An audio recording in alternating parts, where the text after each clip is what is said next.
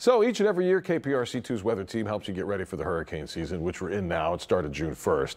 This year, our meteorologist Anthony Yanez is sharing some facts about hurricane hunters and how they help forecasters make accurate predictions during a storm. I have 5 fascinating facts about the hurricane hunters. Number 1, when they fly into a storm, they make what's called an alpha pattern, small series of triangles or one giant X, in order to find the zero wind point, the center of a hurricane. When they go into that storm, number 2, they drop what are called dropsons. They measure the humidity, the air pressure, and then also the wind speeds.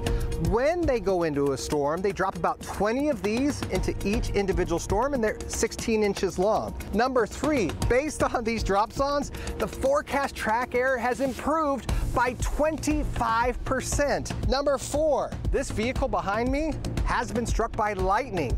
And in 1991, Hurricane Sam hit one of the Hurricane Hunter planes with hail. And number 5, did you know that the first hurricane flight was right here out of Southeast Texas, Bryan College Station, in 1943?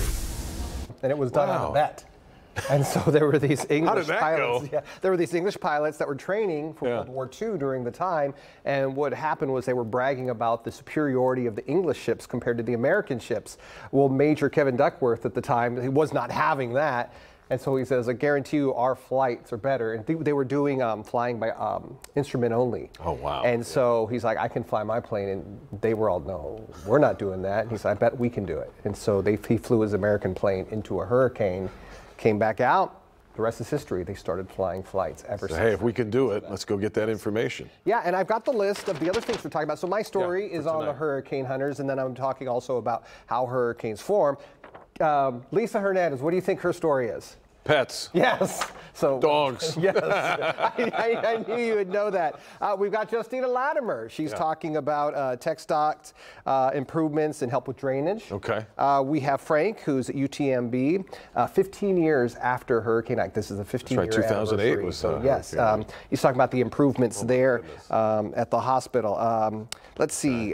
Amy Davis is talking about flood insurance, and I always talk about how important flood insurance is, and whether you think you live not in the floodplain or some other place. She's going to be talking about, of course, how expensive it's getting and the changes to it. So there's a lot of things you need to know about. And maybe the number 1 thing, if there's a storm forming and you're like, uh-oh, it's headed our way, I need to get flood insurance. Too late. Can't get it. Yeah, you got to wait at least 30 days, right? Until the storm's gone. You have to wait till the storm is out of here. So you can do it today. Once there's a storm that forms, you have to wait.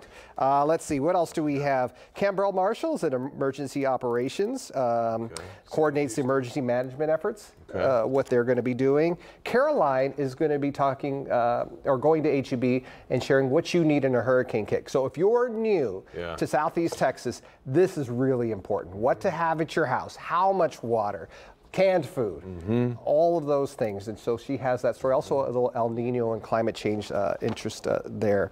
We mentioned Lisa, and then Haley Hernandez is in there talking with, let's see. Yes, a lot of stuff. Let's see, she's talking with UT Health about anxiety, storm anxiety, and how to cope. Well, especially for those that have been through past storms. You know, you may have a little bit of that leftover anxiety when you hear another storm's coming this way. I mean, after everything that this area has dealt with over the years, I can certainly understand that. And think about after Harvey, how every storm that formed after Hurricane Harvey, the big question we would always get is, are we going to flood again? Right. And it's like, well, this is a regular thunderstorm. You might get some street flooding, but it's not going into your house like what you saw with Harvey.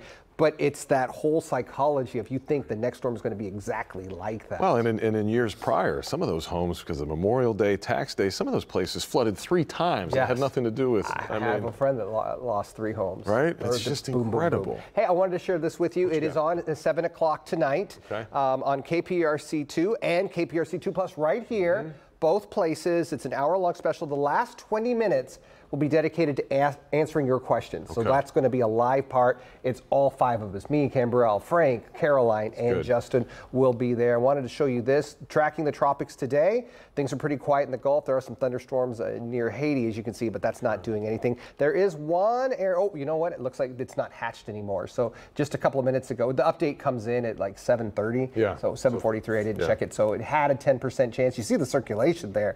It looks like the hatch is out of there, so no chance of becoming becoming a tropical system anymore. But what we have is so far one named storm. That was Arlene that formed last Friday. It died out on Saturday, so there's one and done so far. Yeah.